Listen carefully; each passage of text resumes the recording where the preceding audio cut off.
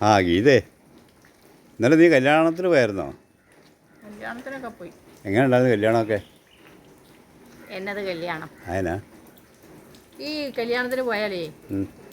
കല്യാണക്കെട്ടൊക്കെ കാണണം, പെണ്ണിനെ ചെറുക്കനെയും കാണണം, അവരെ കെട്ടും കാണണം അന്ന് കരുതി ഓഡിറ്റോറിയത്തിൻ്റെ മുൻനിരയിൽ തന്നെ പോയി അങ്ങിരുന്നു. എന്നിട്ടോ ഉം. കല്യാണ സമയമായപ്പം ഈ പെണ്ണിനെ പൊതിഞ്ഞ് ആൾക്കാർ ക്യാമറ എല്ലാം പിടിച്ച് പടം പിടിച്ച് ഇങ്ങനെ ഫോട്ടോയൊക്കെ എടുത്ത് ഇങ്ങനെ കൊണ്ടുപോയി. പെണ്ണിനെ ഇട്ട് കണ്ടതുമില്ല, ഇല്ലേ? കണ്ടത് മുഴുവൻ ഈ ക്യാമറയും പിടിച്ച് നിൽക്കുന്നവരെയാ. എന്നാൽ മണ്ഡപത്തിൽ കയറുമ്പോൾ കാണാമല്ലോ എന്ന് വിചാരിച്ചു.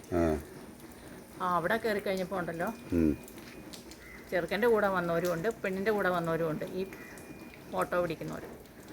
അവരെങ്ങ് വളഞ്ഞു. പിന്നെ ചെറുക്കൻ്റെ കൂടെ വന്നൊരു പെണ്ണിൻ്റെ കൂടെ വന്നൊരു അവിടെ അല്ലാണ്ട് പിന്നെ വേറെ എവിടെയും പോകാൻ പറ്റുമോ? അവിടെ പെണ്ണിൻ്റെ ചെറുക്കൻ്റെ ആൾക്കാരല്ലെന്നേ. പിന്നെ ആരാ? അവർ വിളിച്ചിട്ടല്ലേ ഇപ്പം നമ്മളും കല്യാണത്തിന്. അത് ഈ ഇതില്ലേ ക്യാമറയായിട്ട് പിടിക്കാൻ വേണ്ടി, വീഡിയോ പിടിക്കാൻ വേണ്ടിയിട്ട് അവർ അത് രണ്ടു കൂട്ടരും കുറേ 2-3 കൂട്ടരെ വെച്ചങ്ങ് വിളിച്ചിരിക്കുക. ഇവർ പെണ്ണിൻ്റെയും ചെറുക്കൻ്റെയും ചുറ്റിനും വളഞ്ഞങ്ങ് ഒറ്റ മനുഷ്യരെ അങ്ങോട്ട് അടുപ്പിച്ചിട്ടില്ല. പെണ്ണിൻ്റെ അച്ഛനും അമ്മയും പോലും അടുത്ത് നിൽക്കുക അവർ സമ്മതിക്കില്ല. അവർ തന്നെ മാലയിട്ടോ, മാല ഇടുന്നു. ഇനി താലി എടുത്തോ, താലി എടുക്കുന്നു. കെട്ടിക്കോ, കെട്ടുന്നു. ഇത് ഒച്ച മാത്രം കേൾക്കാം നമുക്ക്. അവസാനം ഈ ആരോ വിളിച്ചു പറഞ്ഞു, പെണ്ണിൻ്റെ അച്ഛൻ വന്ന് കൈ പിടിച്ചു കൊടുക്കുന്നു. കുറച്ച് കഴിഞ്ഞപ്പോൾ ഉണ്ടാ പെണ്ണിൻ്റെ അച്ഛൻ തെറിച്ചങ്ങ് പോന്ന കണ്ടു. എന്താണെന്നറിയോ, ഇതിൽ ആരോ പിടിച്ച് തള്ളിയതാ. അപ്പോൾ ആ കർമ്മം ഇവർ തന്നെ അങ്ങ് ചെയ്തു. ആരാ പറയുന്നത് കേട്ടു, കൈ ഇങ്ങനെ നീട്ടിയപ്പോൾ പിടിച്ചത് വേറെ ആരുടെ കയ്യിലോട്ടാന്ന്. അങ്ങനെ എന്തിനു പറയുന്നു, ഞങ്ങൾ ഈ പെണ്ണിനെയും കണ്ടില്ല, ചെറുക്കനെയും കണ്ടില്ല. കല്യാണത്തിനൊക്കെ പോയിന്ന് പറഞ്ഞാൽ അത് കാണുന്നല്ലേ പ്രധാനം. പിന്നെ കണ്ട് ചേച്ചി പറയായിരുന്നു, കല്യാണത്തിന് പോയാൽ അതൊന്നും നോക്കണ്ടേ, വേഗം പോയി സദ്യ അതാ നല്ലതെന്ന് പറയുമായിരുന്നു. അവർ പറഞ്ഞാൽ കറക്റ്റാ. ഞാൻ എന്നിട്ട് പിന്നെ എന്നാ ഇനി പോയി കഴിച്ചേക്കാന്ന് കരുതി അവിടെ ചെന്നു.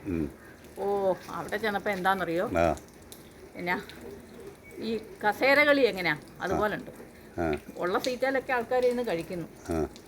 ഓരോ സീറ്റിൻ്റെയും പുറകിൽ ഇങ്ങനെ പിടിച്ച് വലിയ ഇരുന്ന് കഴിക്കുന്നവരെ കഴിക്കാൻ സമ്മതിക്കില്ല. അങ്ങനെ അങ്ങോട്ട് വലിക്കുന്നു, ഇങ്ങോട്ട് വലിക്കുന്നു, ഉന്തും തള്ളും.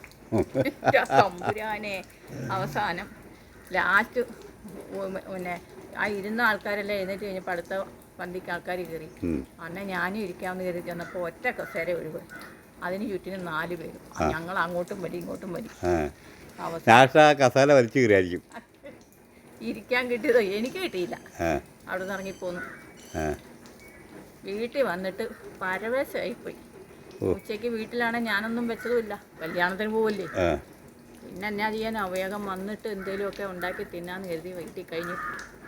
അതുകൊണ്ട് ഒന്ന് ഞാൻ പഠിച്ചു, ഇനി മേലെ എൻ്റെ വീട്ടിൽ കല്യാണം ഉണ്ടെങ്കിൽ ഞാൻ ഈ ഫോട്ടോ എടുക്കലും ചടങ്ങൊന്നും വെക്കൂല, മനുഷ്യനെ ബുദ്ധിമുട്ടിക്കുന്നത്. എൻ്റെ വീട്ടിൽ കല്യാണം ഞാൻ ആരെയും കെട്ടിക്കാനൊന്നും ഇല്ലല്ലോ. അത് ശരിയാണല്ലോ. എന്നാ നിങ്ങളുടെ വീട്ടിൽ കല്യാണം വെക്കും? എൻ്റെ വീട്ടിലോ ആരാ, കൊച്ചിന് 2 വീതമേ ഉള്ളൂ, അതിനെങ്ങനെ പിടിച്ച് കെട്ടിക്കാൻ പോകണം ഇപ്പോൾ. എന്തായാലും ഇനി എന്തെങ്കിലും ചടങ്ങുണ്ടെങ്കിൽ ഇനി അവരെ വിളിക്കണ്ട കേട്ടോ.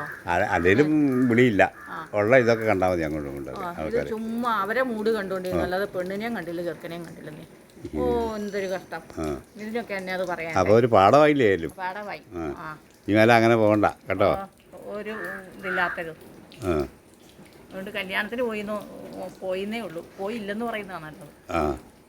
നീ ശരിക്കും തട്ടാൻ തോന്നിട്ട് പോയതാ. തട്ടിയതും ഇല്ല, കുട്ടിയതുമില്ല, ഒന്നുമില്ല. പക്ഷെ വെറുതെ പോയി.